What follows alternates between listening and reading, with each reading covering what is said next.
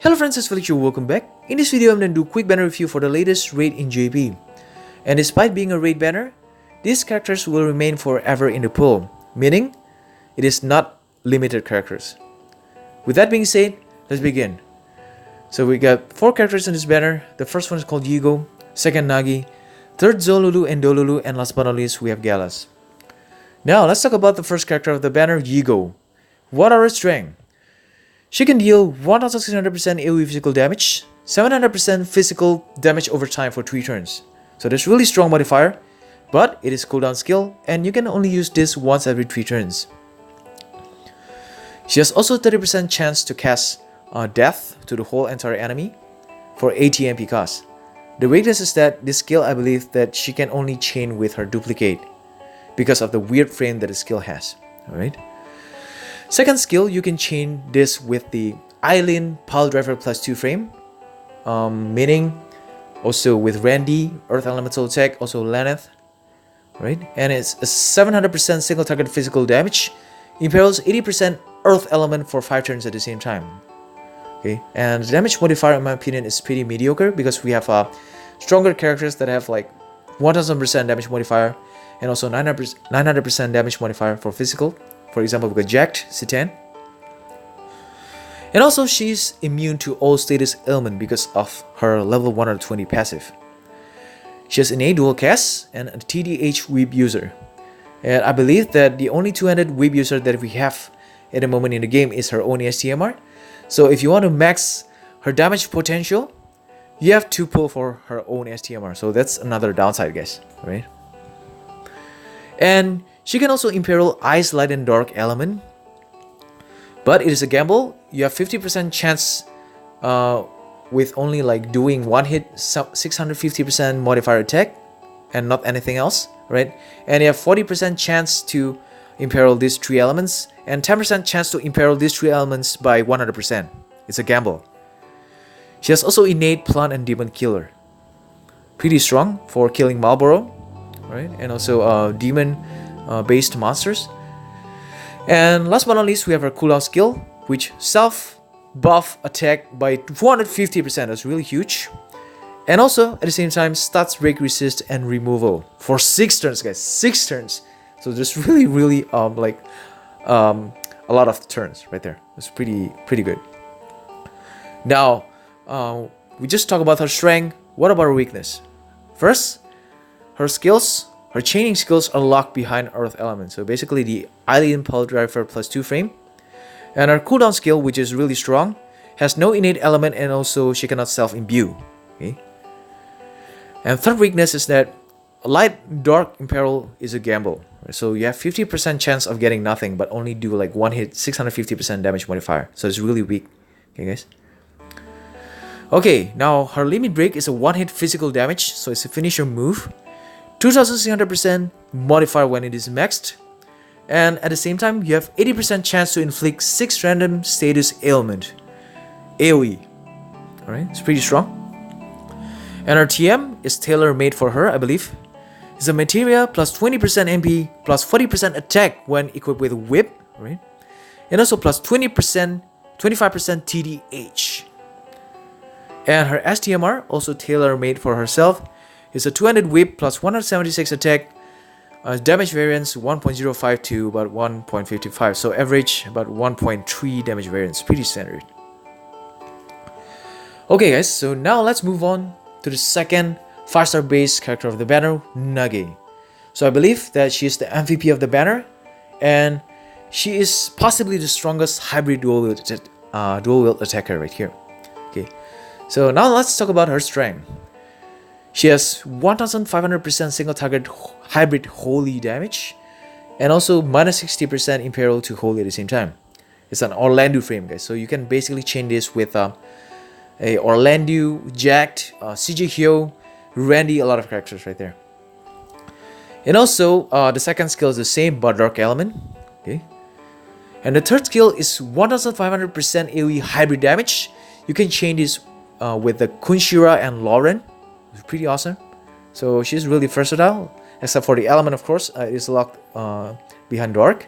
Alright, and also she has 1300% AoE hybrid 16 hit 10 frames. So I believe this is like, you can change this with her duplicate, not with any other characters, but because I don't remember that any other characters have this kind of frame, man.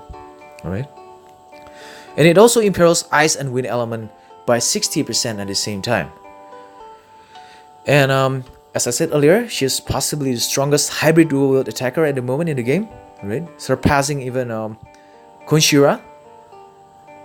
And also she can self-attack and magic buff by 200% for 3 turns, and imperil ice, wind, light and dark element by 80% AoE at the same time. It's a really strong cooldown skill, right?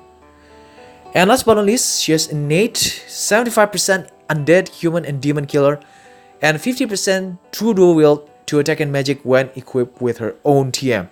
So that's really strong. Amazing. Alright?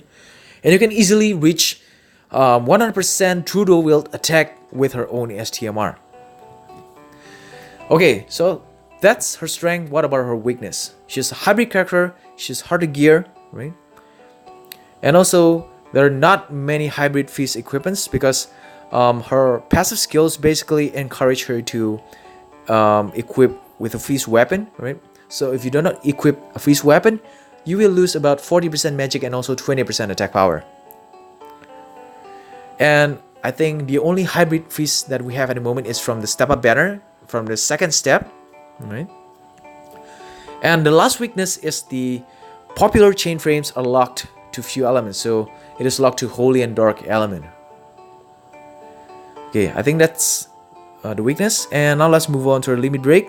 It's a 12 hit hybrid damage, so you can change this, I think, with her duplicate also, and 3000% when it is maxed, and also it is a single target, and increase attack and magic by 230% to self for 3 turns. Pretty strong. Her TM is a head, it's a hybrid, plus 35 attack and magic, and plus 10 defense, and also plus 12 spirit also. And yeah, her TM is really good for herself.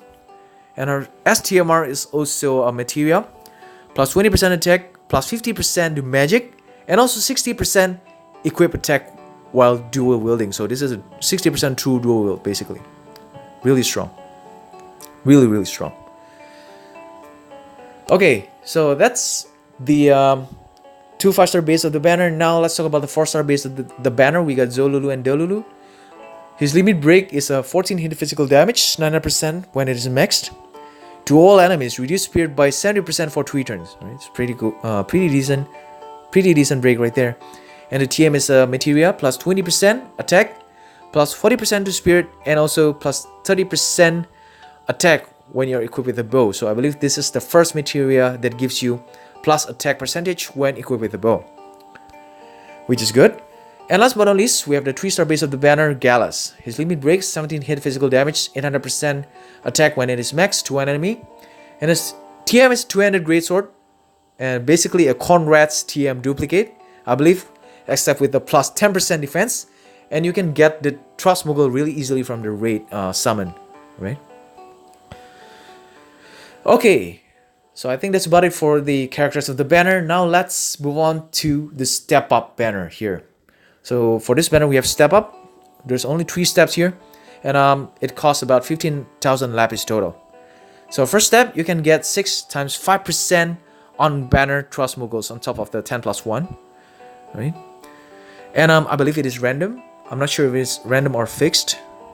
And second step, you can get these 2 equipments. So the first is tailor-made for Yigo. 95 attack whip, chance to use status ailment, and also plus 15% HP and attack for Yigo only. And the second is a feast weapon, plus 105 attack and also 70 magic, and auto buff magic and spirit on Nagi only. So this is the feast weapon that just I'm talking about, right? The only hybrid feast weapon at the moment, I think, which has a good attack value and also 70 magic. And the last step, you will guarantee Yigo or Nagi, guys. Okay, on top of the 10+1 summon. Okay, and these are also the equipments that you guys can get from the raid. So there are 2 accessories. The accessory is really good because it has a 25 attack and magic, really suitable for the hybrid character right there. I think it's Nagi. Okay, and last but not least, if you buy this comic book, you can get this character in game in FFBE JP, right? And you can only buy this book starting from the 25th of July. I think it is released. And yeah, so I think I've come to the end of the banner review, and I hope you guys find this information useful. As always, your Felix. Peace out.